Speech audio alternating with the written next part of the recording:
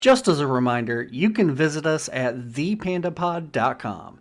That's thepandapod.com to grab our RSS feed, listen directly, and share PandaPod with your family and friends. You can also reach us directly via email through podcast at thepandapod.com. Thanks for listening.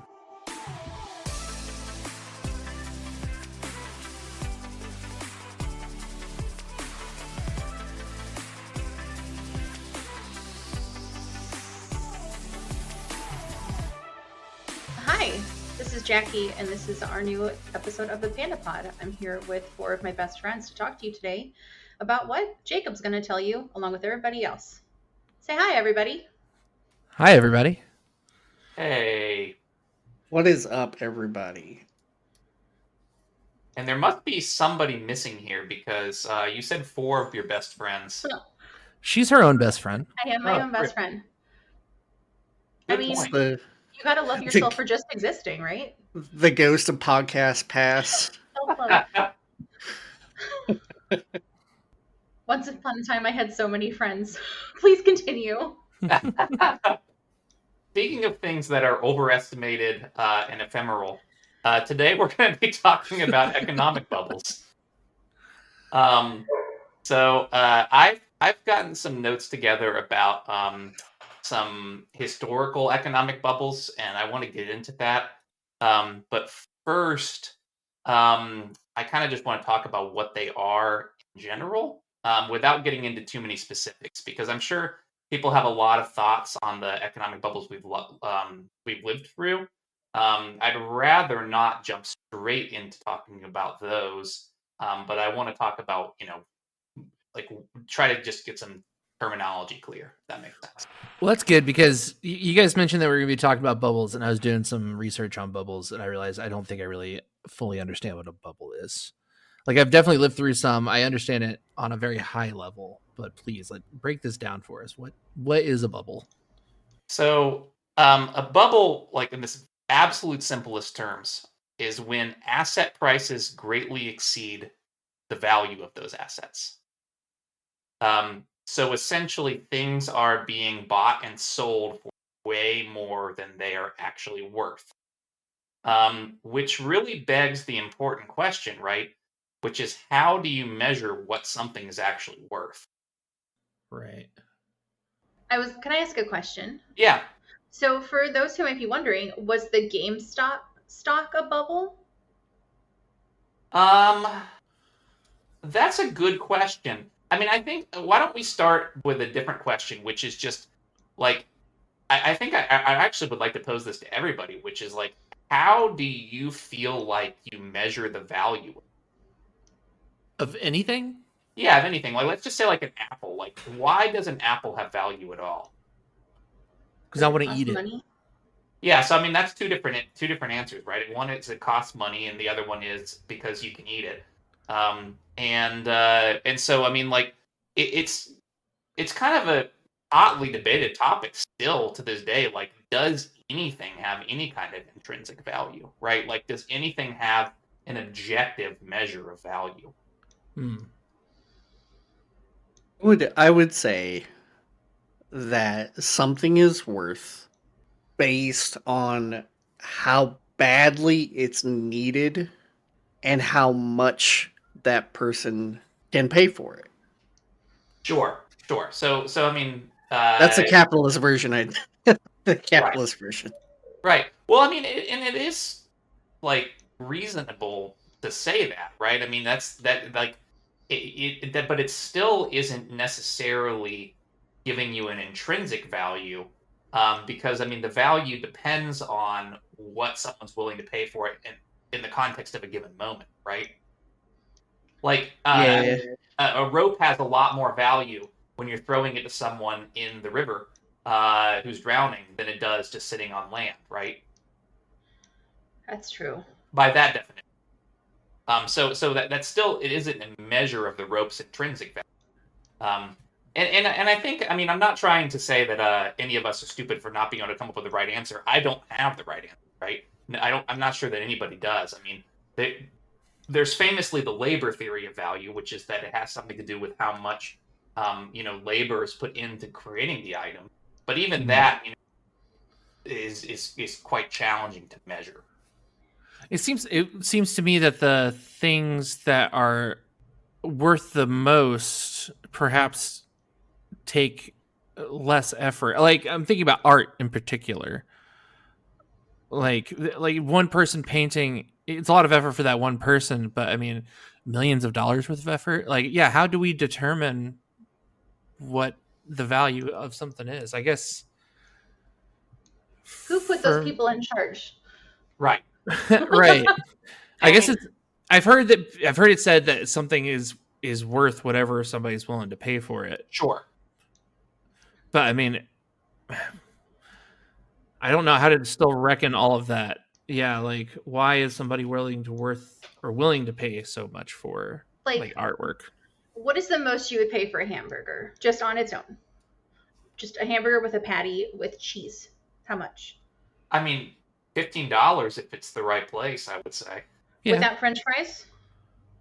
I mean, I would be a little pissed that they didn't serve with fries. it was a So good burger though. a Yeah. good burger, $15. Okay. But like, what about a burger with fries? No, not even that. Or how about a burger in Vegas? You're on vacation and you're at a resort and you're going to buy a burger. That burger is going to cost a little bit more money because you're somewhere else now. You're no longer at the diner down the street, but now you're at a place that has like a resort fee that's a destination that lots of people are eating at. How much are you going to pay for a burger then? Like, what's your price tag for that burger? I mean, I've paid $25 or more for similar sandwiches, I think. So I guess not only is it about the price that something costs, but also the opportunity for that object. Like an apple at the grocery store when you don't really care about it is going to be X amount of dollars. But if you're craving an apple and you've been thinking about it for days or weeks and you're like, oh shit, I can't live without the apple, how much are you willing to pay for it? And so I guess that's kind of the market, right? Did I just Right. crack it with apples and burgers? Maybe. I mean, Proud of myself. we're still basing the definition on circumstances. So I mean, it doesn't give us some intrinsic property of the item. But I mean, I think that this kind of leads into the some more things about economic bubbles, which is that like really what investors are trying to do when they're trying to like set the price of an asset, right? Is that they're trying to estimate the long slash short term value of something, right?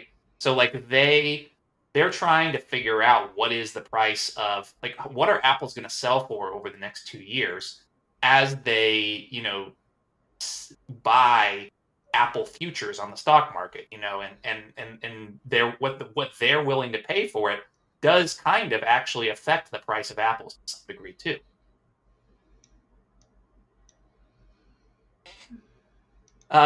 So I mean, like a lot of economic bubbles that we like, pretty much everything that we ever recognize in history as an economic bubble, at least involves some like analog to the modern stock market that we have today. Because I mean, that's essentially what's being done in a stock market is that people are trying to estimate the value of things. So there are, guidelines on what makes a company successful, right? Like its revenue and how much money it spends on just running itself, and the money that it pays back on loans that it's taken out, and all these kinds of things, and what its market cap is and what its capture of that market is, Sure. and all of these different things, and but they all don't really mean anything. Like kind of in the same way that we're talking about the burger, right? They all kind of don't mean anything because it's just based on how people feel. Not only that, but Sure. they've been wrong. Some of them have been wrong as well. And just noting this, while some evaluations are correct, if you look at WeWork, some of them are very, very wrong. Right. So Oh, yeah, extremely wrong. Yeah, and I mean that I think that what you're getting at is like there's guidelines on how to value something. Like there's memory, and they're like in the sense that the people remember certain things being worth certain things, and therefore they feel like things might be worth that in the future, right? They can draw on experience trying to evaluate something, but ultimately it is sort of a guessing game. And people value things wrong literally every day in the sense that that anytime a stock goes down, somebody's losing because of that, right? Somebody had purchased at a higher price.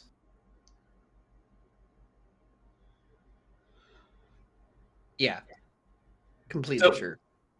maybe that brings me to one more property of a bubble, which is that they're kind of by definition really hard to recognize when you're in one, because if the majority of people could see it as a bubble, there wouldn't be a bubble, right? Because the investors they I mean, presumably, I mean, maybe this is kind of quote unquote, but are like are they?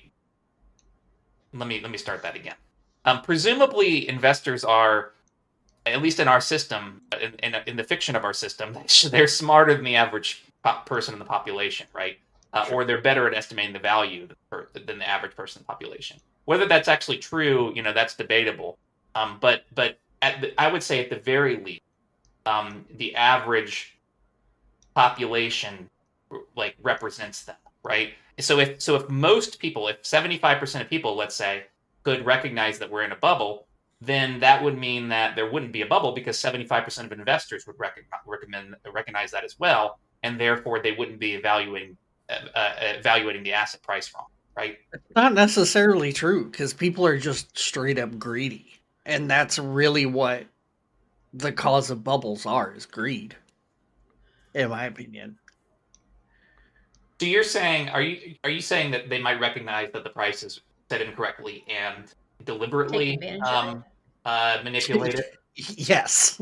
I mean, Sure. that's undoubtedly going to be true, but for a small subset of, the Okay, people. well then how do we explain the 2008 crash without saying that most of that wasn't greed when they knew that everything was overpriced? Because not everyone knew that it was overpriced to begin with. I think a very small section of people knew that it was. And so you're right, greed really drove it, but there were a lot of other things at hand as well. Like Well, it was sure, just there were, but I mean, they were raking in record bonuses, like But it, record bonuses for years. There's definitely, they were taking, you know, I don't want to get into it too much, but they were taking things that just weren't worth what they were worth and putting them and hiding them in like batches together and then selling them for much more than what they were worth. so Like especially with housing and things like that. Like that was just normal, and they knew that. Like they knew that they were doing that on purpose. I think a key phrase in what you just said is selling, in the sense that they have to sell it to somebody. And what I'm trying to say is, I mean, I think I agree with what you're saying, in that that it drives the bubble. What I'm saying is definitionally, right? If there was no one to buy the asset at that inflated value, it wouldn't be inflated, right? If the majority of people could recognize what was going on, then they wouldn't purchase the asset at the inflated price, and therefore it wouldn't demand that inflated price. Yeah, I think it depends on which bubble we're talking about, because I don't think each bubble is the same, we're Sure. right? talking about general bubbleization right now. Yeah, Yeah, sure. general bubbleization.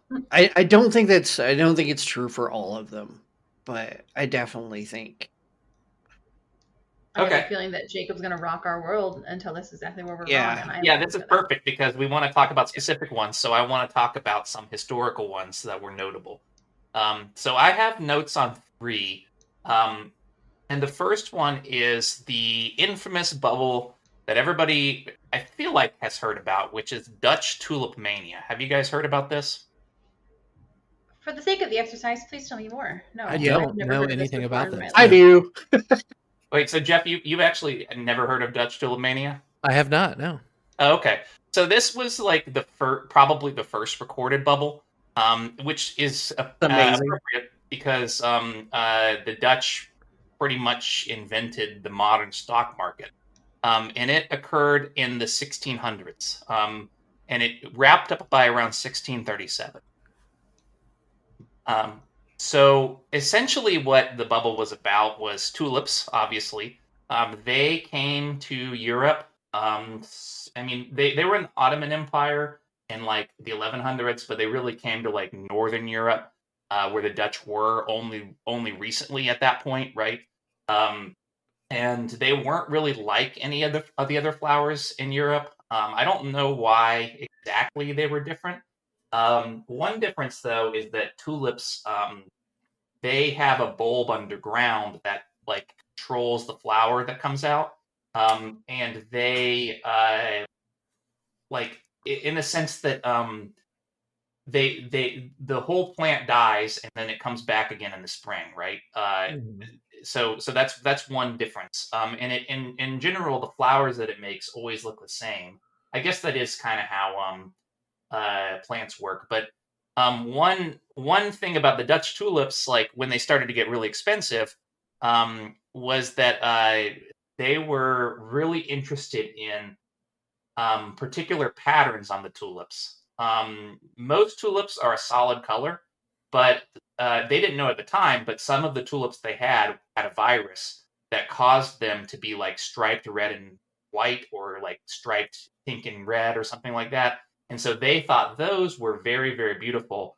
And the rich people in Holland wanted to pay a lot of money for them.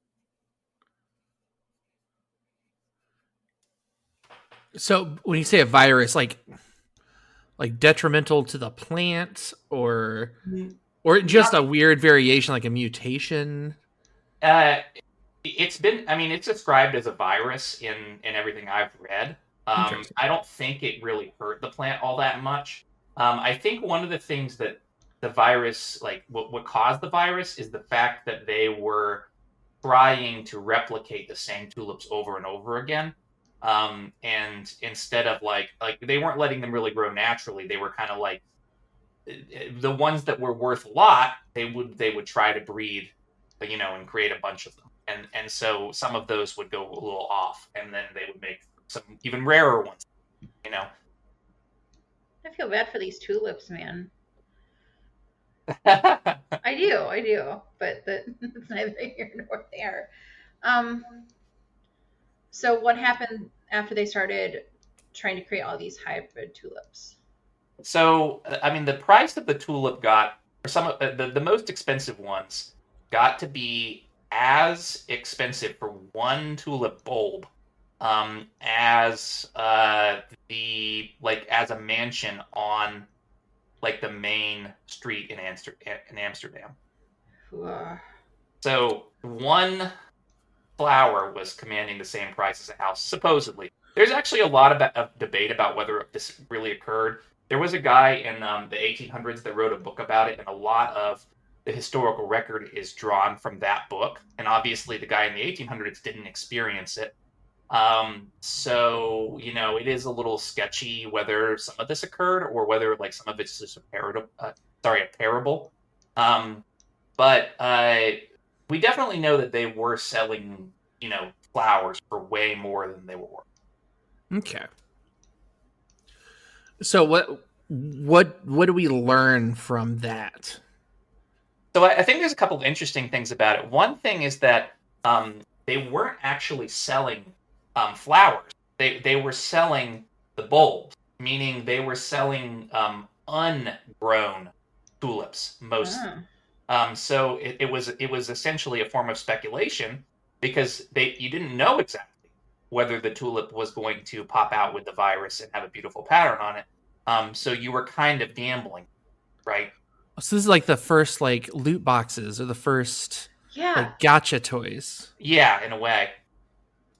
Another interesting thing is that they weren't actually selling physical plants at all. In some cases, when the bubble was really going crazy, it was people kind of meeting in a coffee house outside of the stock market, so it wasn't an official part of the stock market. And what they were buying and selling was contracts from growers.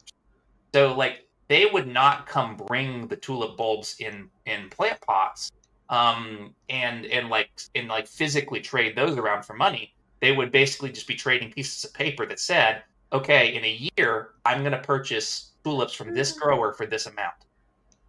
Yeah, Swindlers. option, also Yes, known as swindlers. options and futures. Oh my god, this is ridiculous. And they did this. This has to be real, like, because it's not like people were buying big screen TVs back then. What else were they going to spend their monies on? Tulips. Sure. Absolutely. And this was a period where Holland was very, very rich. They had kind of just come onto the scene, making a lot of boats, basically doing what England would do a little later, and kind of running the world trade, trading spices from India and other places back to Europe. So they were making money hand over fist. So it kind of made sense that some of it would essentially go into a black hole. And that's still happening to this day. I mean, I'm thinking about it, and the other day I was doom scrolling on Instagram, watching videos as one does, reels, sorry. And there was one of a guy that would go to the quarry and hand over money to a guy, and he would take these rocks home. I don't know the actual term for it, and then open them up to see if there was rare gems inside of it. Oh yeah. I thought, oh my gosh, this is just like the clamshell shucking on Facebook or whatever XYZ thing that people are deciding to spend a lot of their money on these days. So those, I don't want to say it's a scam. It kind of feels like a scam to me. I mean, are Pokemon cards a scam? Well, You know? I'm saying the tulip thing kind of sounds like a scam because it's like, I don't know what you're going to get. You might get this or you might get nothing, but you're still going to buy it from me, right? They knew, and they made a ton of money. That's amazing. So I'm going to have to Google this after we're done and learn absolutely everything I can about it. Yeah, it's pretty fascinating. And at some point, I maybe want to read that Scottish guy's book from the 1800s. It seems interesting, even if modern historians think a lot of what he was saying is kind of fabricated / like Exaggerated. well, exaggerated, and also kind of trying to make an allegory to what was happening in the 1800s. You know, like he had a very modernist from his perspective. Gotcha. So the next one I want to talk about is the South Sea bubble, which is actually where we get the term bubble. And this one, it happened in the 1700s. It wrapped up by about 1720. And I keep saying wrapped up because, I mean, like the tulips started showing up in Holland at like 1599, you know, and they were really popular then too, right? It's just that like it's difficult to nail exactly when the bubble started, right? I'm sure that somebody with good enough historical records could pick a date, but I mean, wrapped up makes a lot more sense because that's the one that's obvious to us. There's a big crash. So the South Sea bubble, it wrapped up by 1720, and it was like in essence, it was a get rich quick scheme for a bunch of rich people in England. Because what happened was the South Sea Company was formed, and they had the exclusive rights within England to sell slaves to South America. So essentially they had a government monopoly. No other company in England could do that, and that was a really common practice at the time to essentially for the government to decide, like when certain things had, especially when they had like diplomatic conflicts, right? That they would basically just form a company to go do a certain thing, and they would, as part of forming that company, give them an exclusive monopoly and not allow any other companies to form to do that thing. So, you know, obviously South America, mostly at that time in the 1700s, was like directly controlled by Spain. And so uh, the South Sea Company spent a little bit of time actually selling slaves to South America, and then England and Spain went to war, and they couldn't sell slaves anymore. But basically, what happened was people started speculating on the amount of money that they were going to be able to make once the war resolved and the slave trade could resume. So at some point, the King of England in 1718 actually became the like essentially CEO of that company. I mean, they didn't have the term CEO then, but he was in charge of the company. So that really made people think like, okay, if the King of England is in charge of this thing, like even though they're not directly selling slaves right now, this is going to be worth a lot of money someday. And essentially, a bunch of people in the English government really hyped up the price of the South Sea Company so that they could make a lot of money in the short term, and kind of get out. Like so, they were. This is a case where they were very aware of what they were doing, and trying to essentially get a bunch of money out of their marks. So that's very much like what Wiggy was saying about how like it's a few greedy people that start it, and it kind of snowballs out of control from there. Sounds like Right. insider trading to me. Yeah, I mean, it really was insider trading because not only did the English government form this company in the first place, but I mean, literally, their king was the CEO. Which is really fucked up. It's funny. Let's see how much money we can make on slavery. Let's bet on it too. Let's maximize our profits. Absolutely. Yeah, I mean, it's pretty shitty in general, like their behavior, obviously. But I mean, it's not it wasn't a super abnormal practice. Like, I mean, people weren't like people wouldn't see the king being this in charge of this company as like an abnormal clue that the company was not actually worth what it was said. What it Right. said it was worth. Yeah, those were very different times. Sure. Also, let's make something abundantly clear. Most people, I'm going to say this in a couple different ways so that I cover all of these bases real quick. Good luck. Number one, people throughout history have not been told how and taught how money works. So most people are suckers because they don't understand how money works. Okay? Still, yep, like you said, still definitely true until today.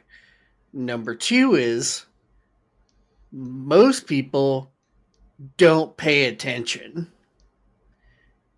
And so they get caught unawares when these fads come through and someone makes a hype about something like in Rab's example today. They hype up this company saying, man, there's going to be so much money in here. And everybody's like, man, well, I better get a piece of that. And then they get taken advantage of. And then number three, most people are stupid, including myself. Most people are just dumb. And it's really easy to just take advantage of people in general. And that's this situation. And a lot of the situations going forward are all the exact same thing. Yeah, I think that's largely correct. I mean, I definitely think people don't know how money works. I think it's easy to call people stupid in retrospect. I mean, you weren't. I mean, I guess if we were there, we might make the same decisions they did, right? I mean, and that's what you said in your comment as well, right? I mean, you include yourself in the pile. Yeah, I mean, you think, okay, maybe I know something somebody else doesn't know, right? Because you hear a whisper. Right, that's the key Right? though, So the you feel knowing. special. It's not that people are stupid, it's that they're ill-informed. Yep.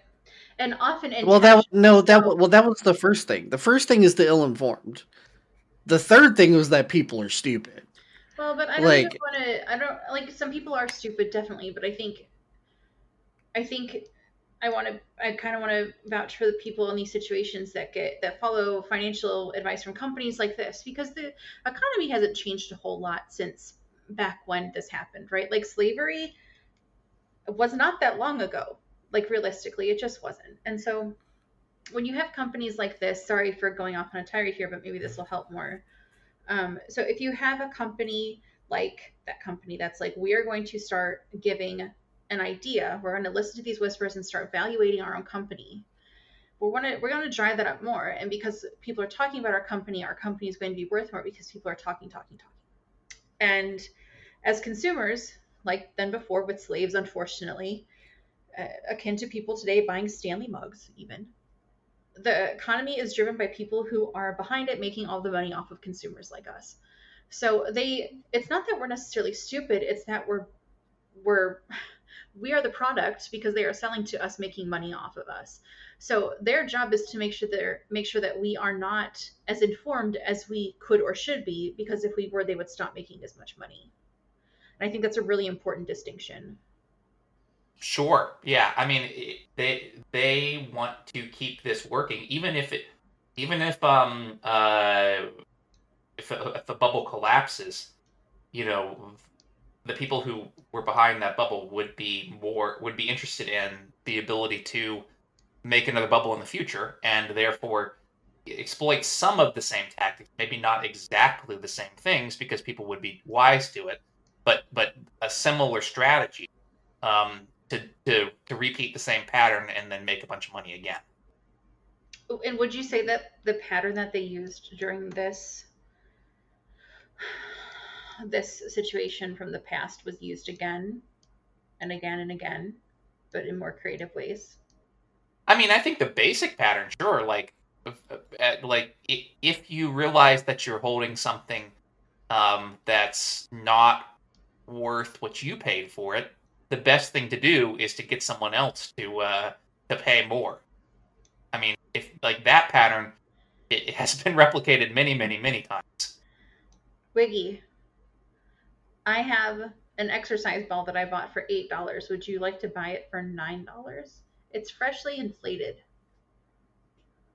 It's freshly inflated. You've already done the work of the inflation. Yeah. So really, What's like, labor? It's a a dollar steal. labor cost. It's Yeah. not A so dollar bad. labor cost. I mean, if I need one, sure.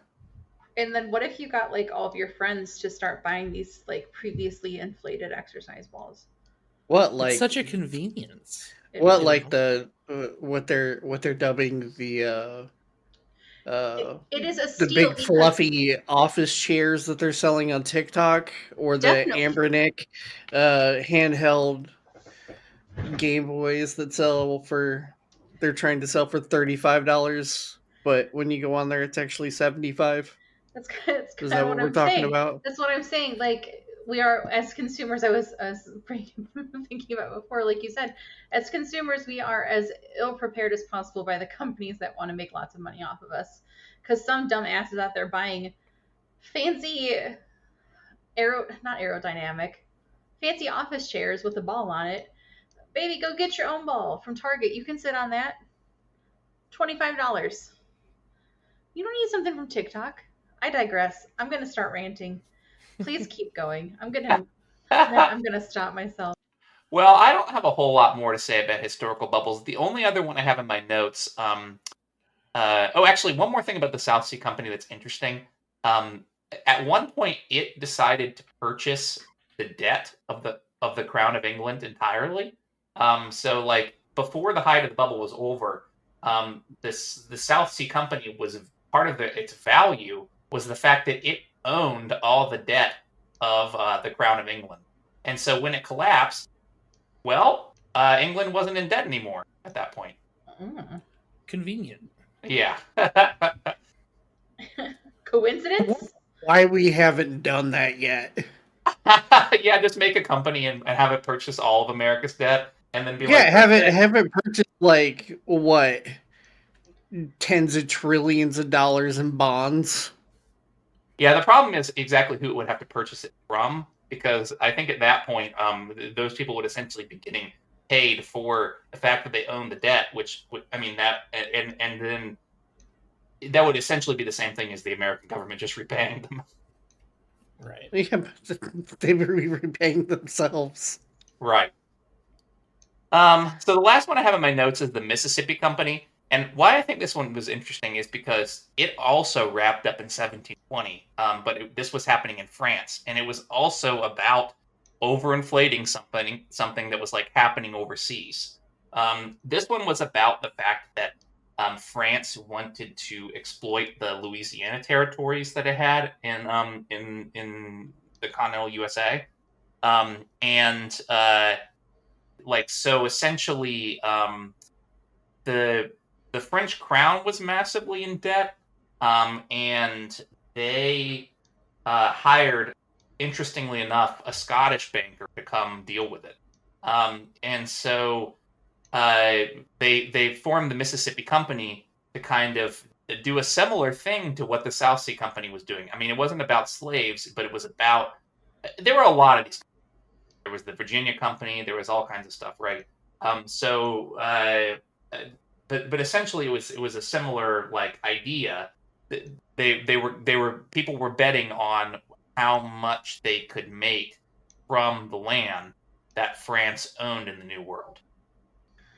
So why I think it's notable is just the fact that it wrapped up at the same time, meaning like this is kind of a clue that at that point, even if people weren't really aware of it, they were like these bubbles were like artifacts of a global economy.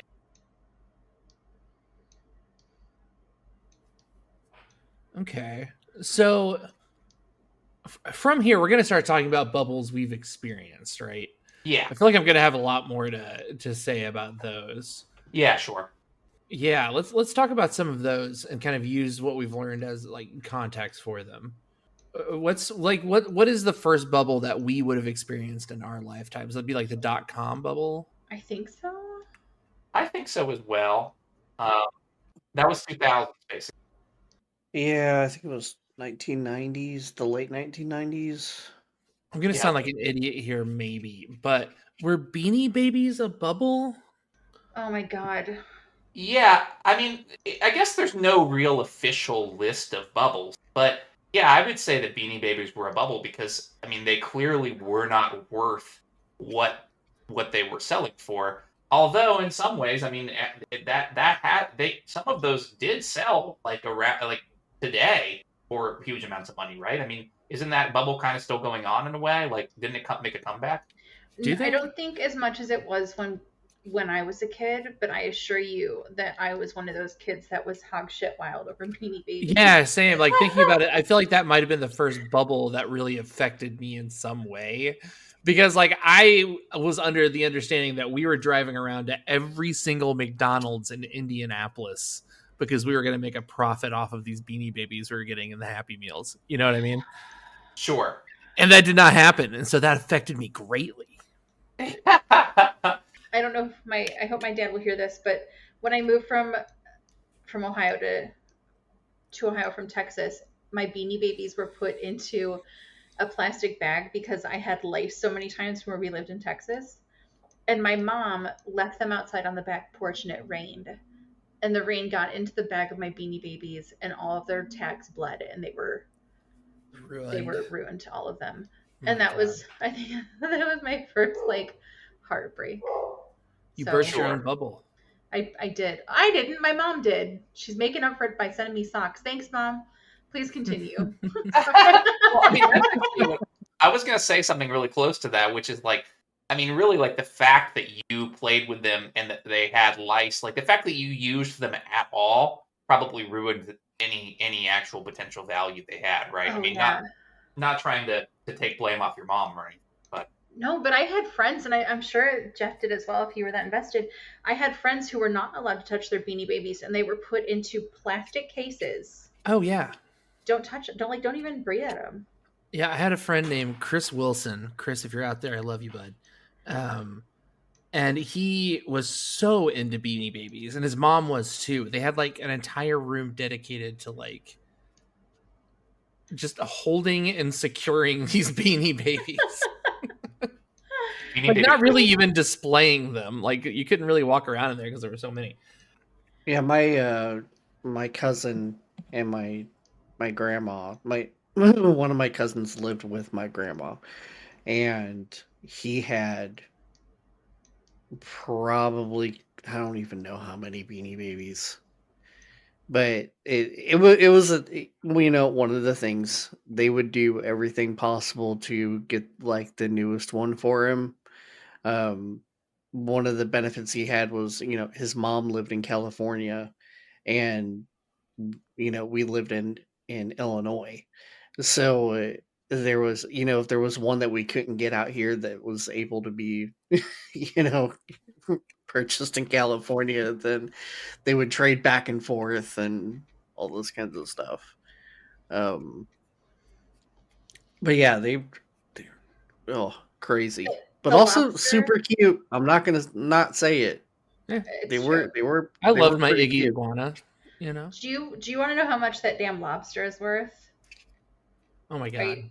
Yeah. Tell me. $35,000. What? I That's the definitely had one lowest. of those lobsters. Like, what I the did hell? too. The most expensive one, according to Parade.com, is a 15-inch piece, bear 9 inches, piece Ringo and Bones, and those are $159,000 if they're paired together. So that's for three. That's crazy. Our parents robbed us. Yeah. So what is it called when something has like a crazy like valuation, but then like it actually holds value? Like, is that a boom then? Would that be like the opposite of a Well, bubble? I mean, No, I that's would just say, accuracy.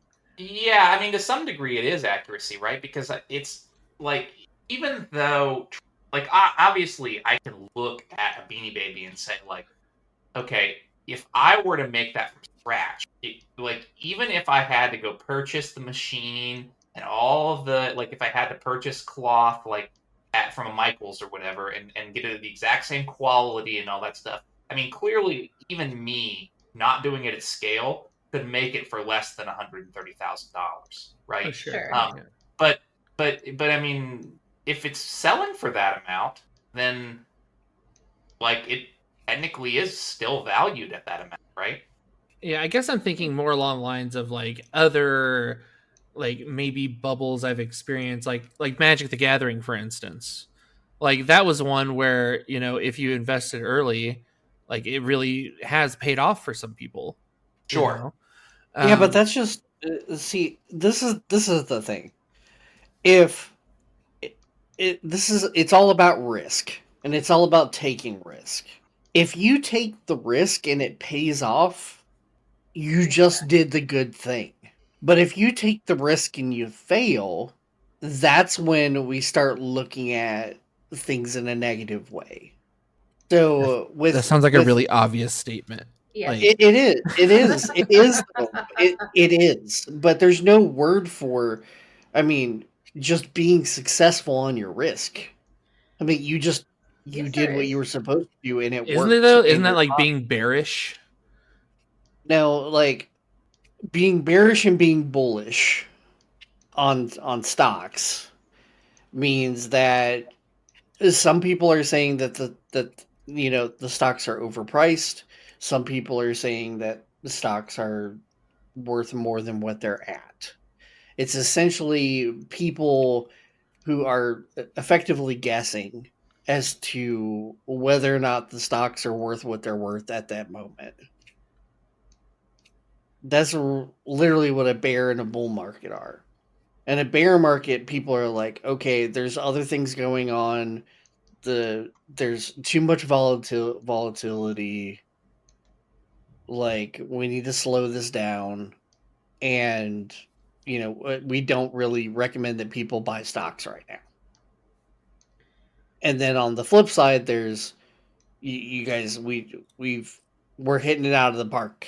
Like, all these companies are hitting it out of the park. It's time to buy stock and hold it because it's going to grow and you're going to make a ton of money.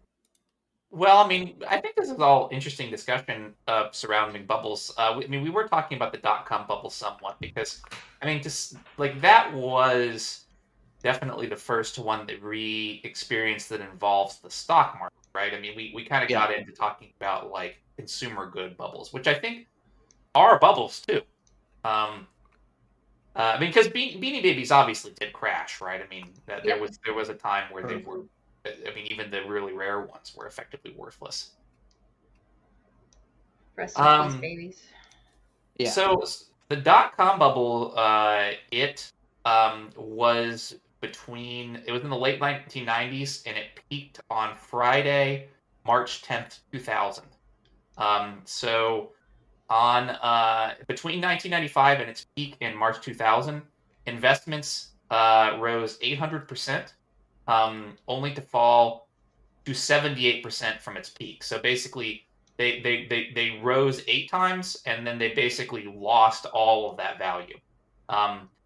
And there was a lot of stuff going on where what people would do is they would purchase a kind of really rare or short URL and then essentially put up a like fly by night shop there. And so I mean one very notable example is pets.com. Do you guys know about that? Uh, once upon a time, I think I did, but I don't know now. Yeah, tell me So more.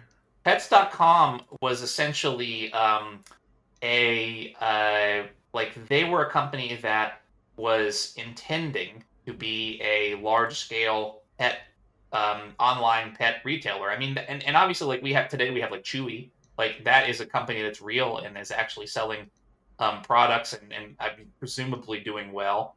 But and I'm sure there are competitors to Chewy as well. I mean, this episode brought to you by Chewy. But we but pets.com, I mean, essentially what they did was they parked on the domain, thinking that, okay, well, if we own pets.com, then like the value of that can only go up. Uh, they launched in November 1998, so that was kind of like part of the bubble, right? And they finally shut down in November 2000. And so they the person bought the domain name in November 1994.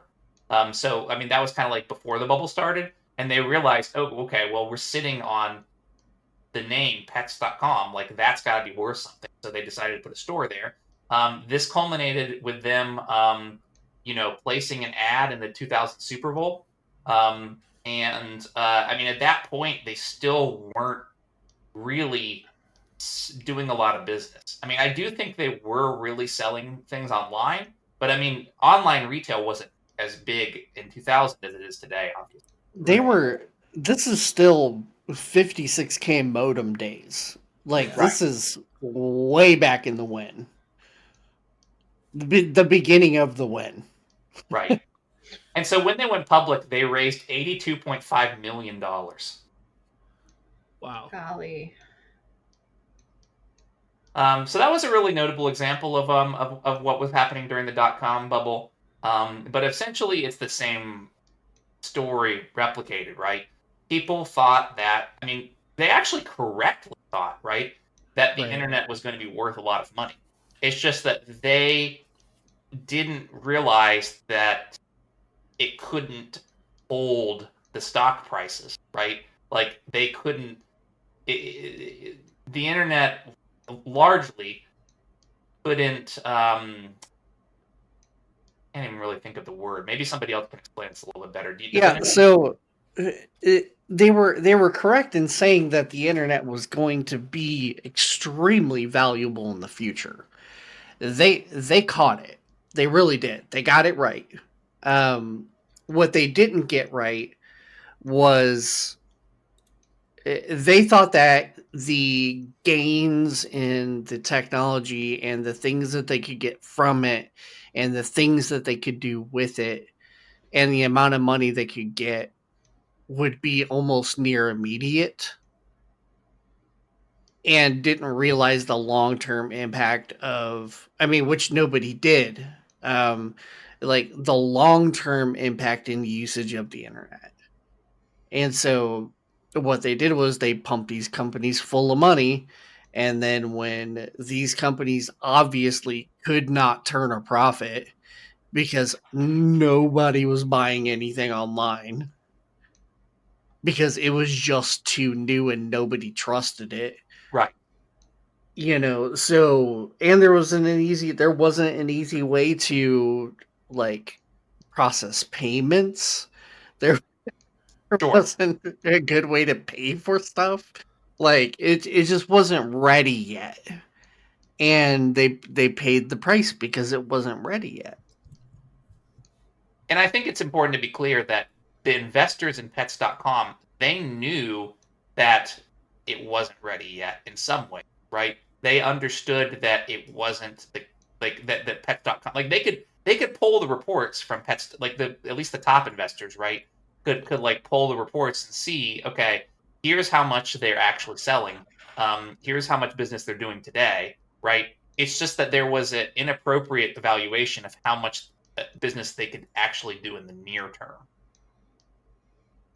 Yeah, I mean there's a giant market for that these Yeah, exactly. days. Exactly. It just But took years to take off. yeah, it took a really long time, and they didn't really account for long-term strategy. Lots of people just wanted to make as much money as they possibly could in the short term off of it because it was an opportunity. And lots of people, there were people who kept their money in it and did see big, gigantic gains later on. But Right. but most people didn't. They freaked out and were like, no.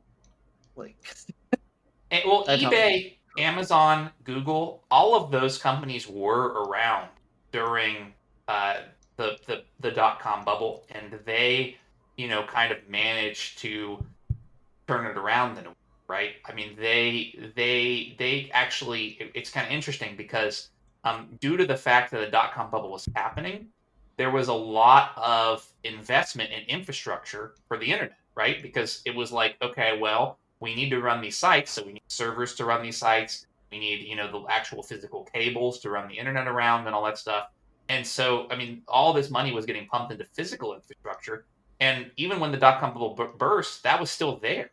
So that allowed companies like Google and Amazon and eBay to actually take advantage of really cheap prices on that infrastructure, right? Server costs were way down compared to what they were, and therefore, they could spin up a bunch of servers for very little money, and then, they could sell their services for very cheap and turn a profit and become the behemoths they are today. I mean, I guess not so much eBay. But that's exactly what happened. God, but eBay was so huge. Like, Yeah.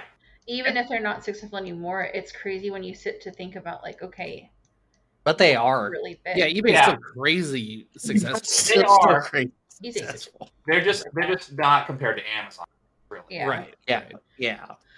They're Well, I worth don't think- 22 billion. God. I don't think anyone really knew what was coming. Like we're saying, like, a lot of people had guesses about what might happen, but I don't think anyone really knew what was going to happen. Like, okay, you connect to AOL for the first time, and that's fascinating, and there's the potential for money, but no one had any idea what they were looking at first, including us. All we knew was that we had a computer and we could get to websites. We could sneak around without our parents paying attention sometimes, and we were the pioneers for that. We literally grew up with all of these things.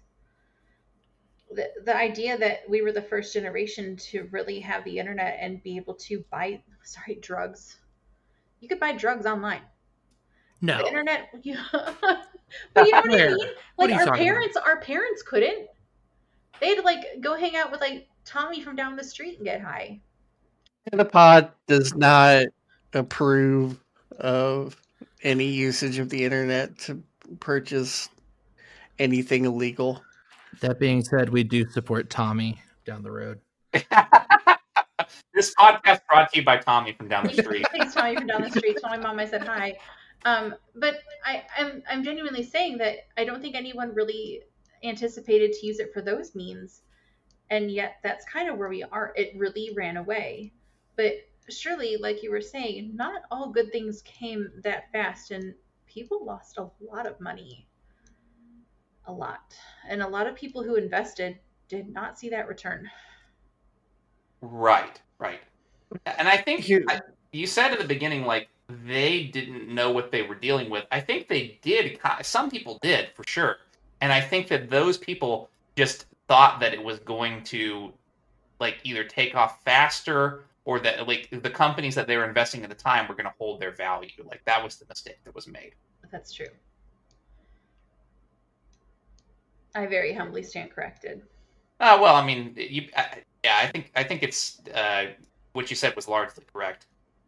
I mean, do we remember the most common thing of that I remember being a kid was being told, like, oh, you knew somebody who their uncle bought one share of Microsoft back in when it was worth 10 cents, right? Yeah.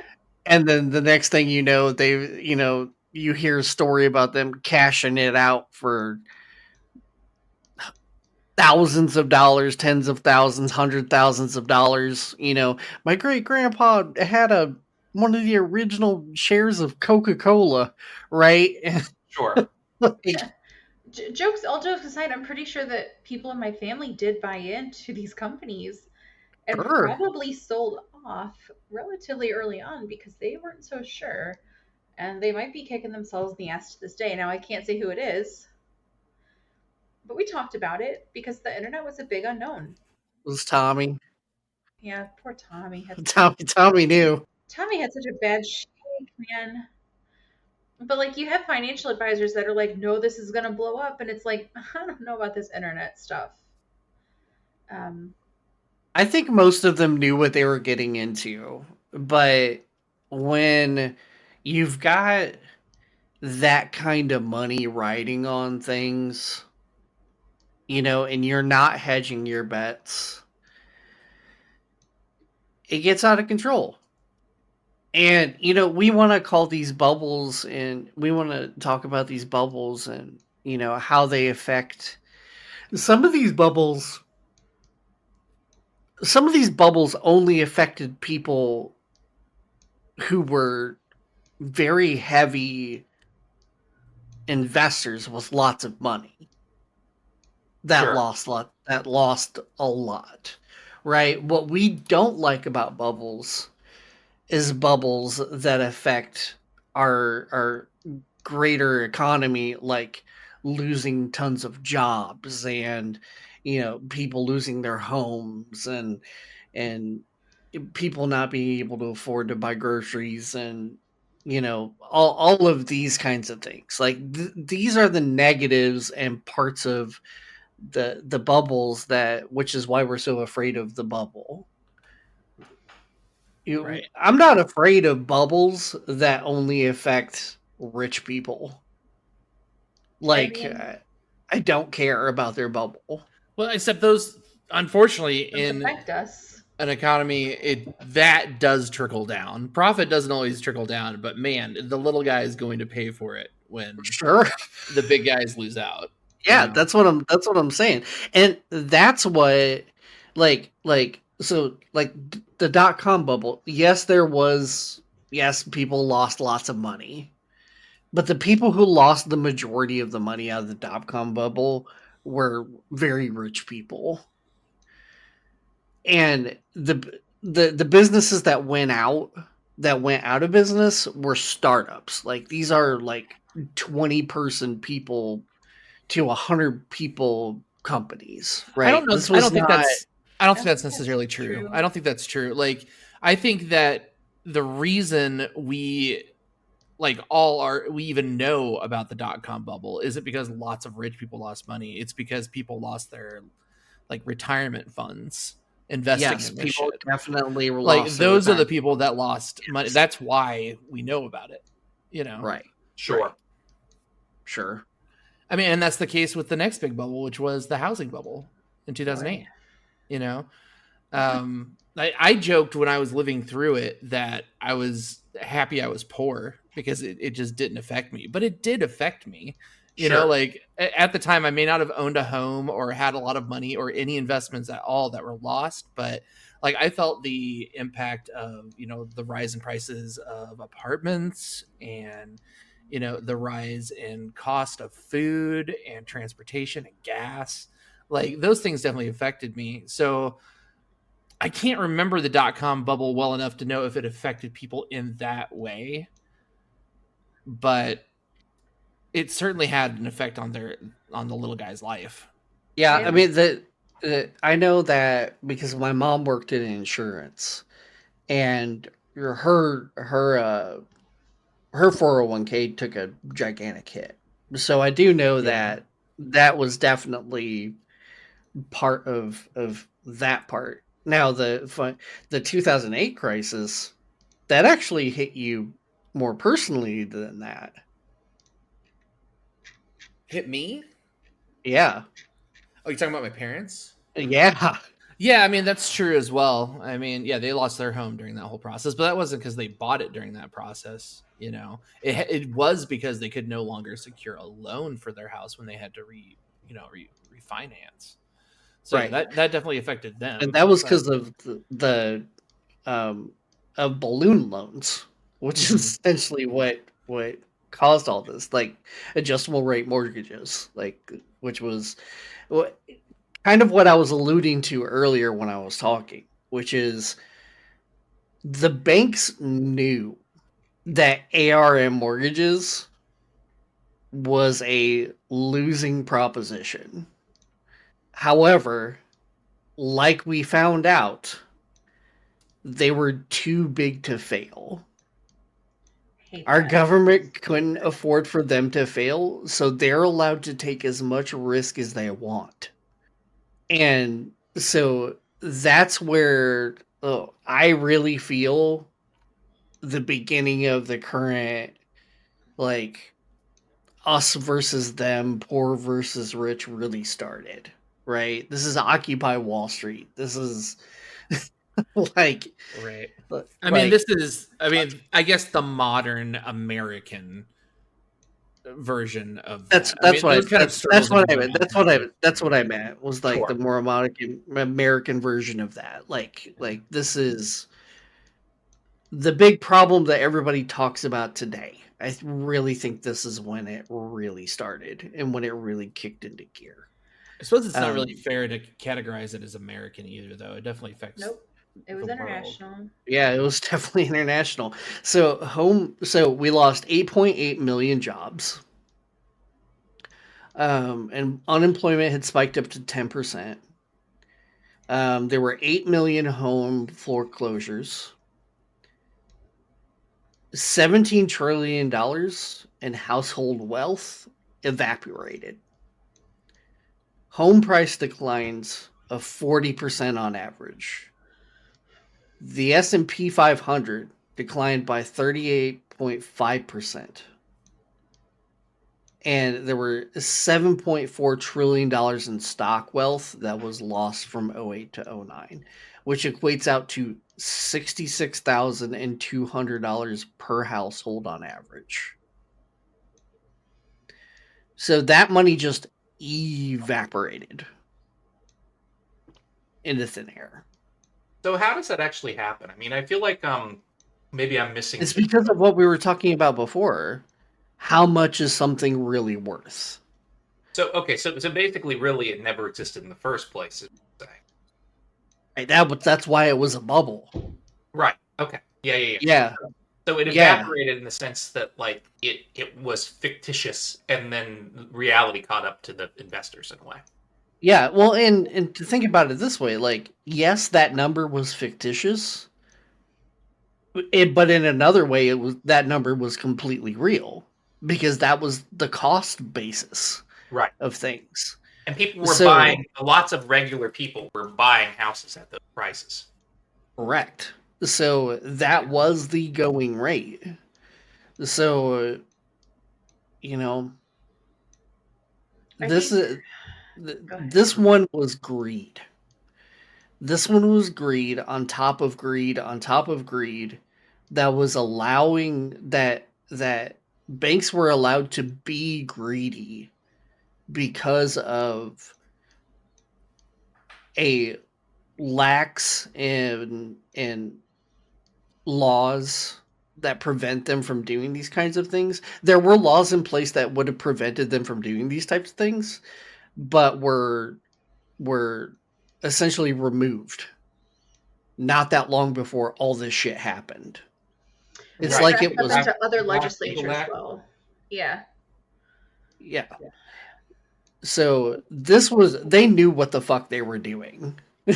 like this was not a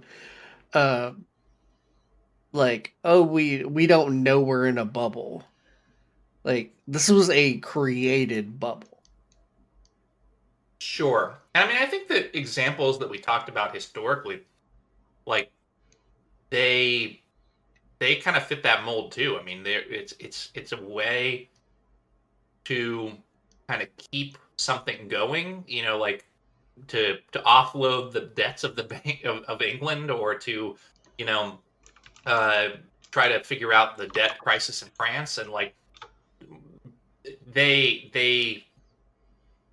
they artificially inflate something on purpose in order to, um I mean, yeah, doing it on purpose to make a lot of money, and also to like solve some problem. I mean, like the fact that the economy essentially, like if it hadn't been for the 2008, or the bubble that was happening, right, it would have stopped growing in like 2002. Right. So let's take the housing market specifically during this time. So before I was talking about something very specific. And so what they would do is they were selling these houses with adjustable rate mortgages. And for those people who do not know what that means, it means that you get a low introductory rate that lasts for a very specific amount of time. The goal and hope is that by the time that you've had this mortgage for, let's say, 3 years, that the interest rates fall and you're able to secure a refinance at a very low rate. However, with these mortgages also comes the downside of, hey, but if that doesn't happen, you actually owe more on your house. And you owe more monthly because you have to pay down towards interest. And they called them balloon loans because your payment could go from $500 a month to $1,500 a month, just because your interest rate on your mortgage jumped up and the rates never came down, so you couldn't refinance. So, what banks were doing was giving people who were not qualified in any way to have a loan, which is why they called them ninja loans, which is hilarious. They would give people these loans that they should not have qualified for in any way. You know, this is no job, no income, no money loans. And they would give them adjustable rate mortgages. And then the banks would take these adjustable rate mortgage loans that they had, and they would sell those loans bundled up to a different company. So they would make money off of the purchase and sale of the house, and then offload their risk to other companies. And they were doing the same thing with stocks too. They buy bundles of stocks and then sell them on to someplace else after they made a profit on them.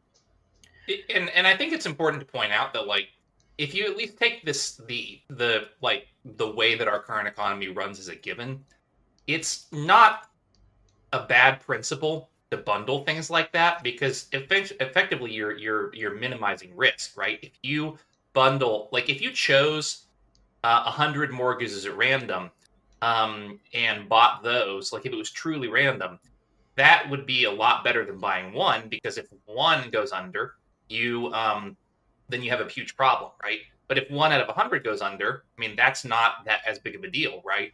You're still going to get paid back for the 99 that didn't. you have a But the cushion. problem was that the banks were intentionally bundling bad ones together, and not they weren't allowing the risk to truly be minimized. Yeah. And at the same time that the banks were taking all these mortgages that were skyrocketing because demand was going down and the rates were going up, they also had these marketing tactics that were like, it's so great to own a home. And they were like freaking brainwashing people into buying houses that they didn't need because they were making tons of money and offloading the risk to people that thought that it was secure, because mortgages are never problematic because the banks are stable. And that was a big, big issue that not a lot of people saw coming.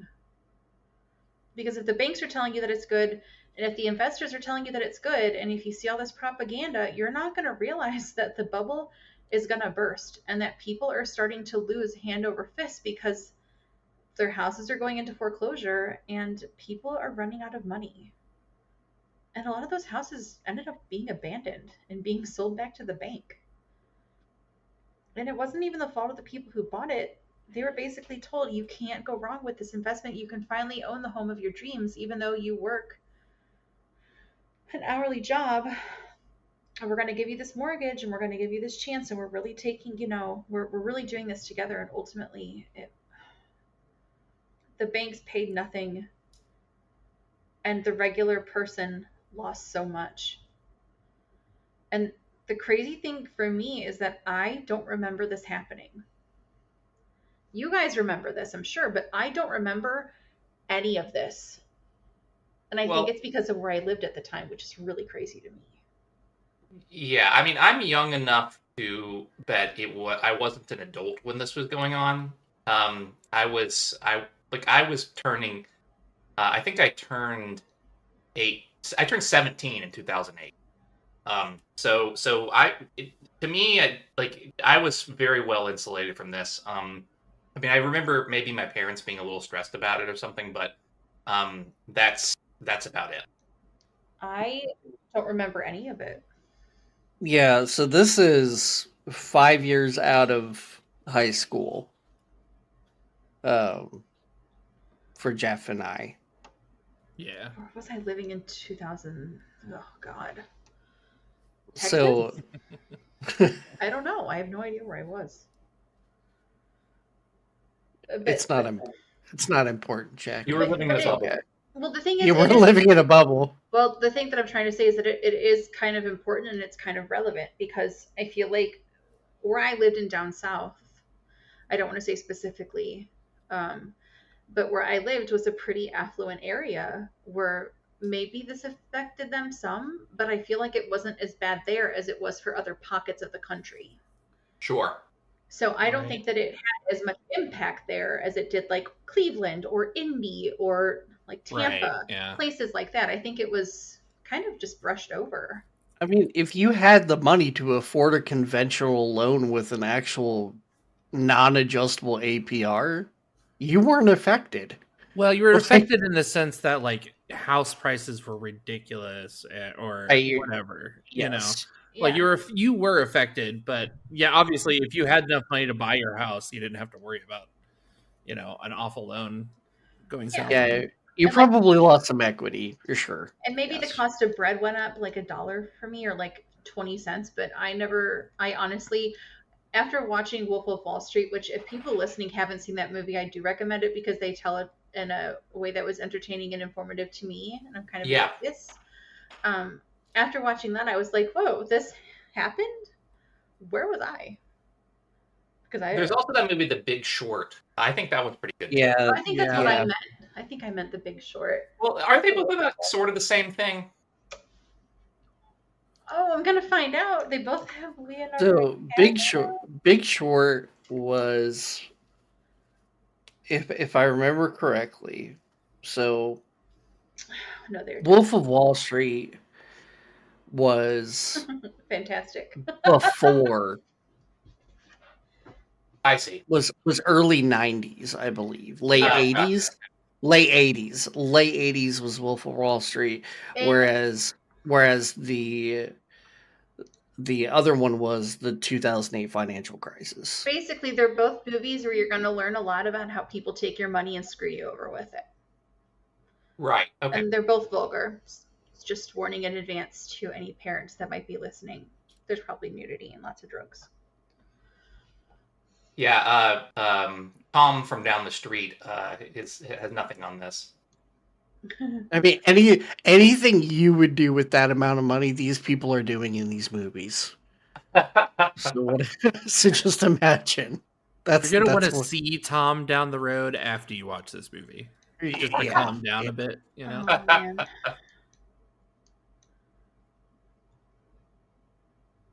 Well, I feel like this is as good a place as any to wrap up. Yeah. So I guess next time we talk about this, we could talk about like the crypto bubble. Yes, please. And I know we do want to talk about like, is artificial intelligence a bubble? You know, that's really what spawned this. Yeah. We want to eventually Right. get to that and discuss that, because that's actively going on right now.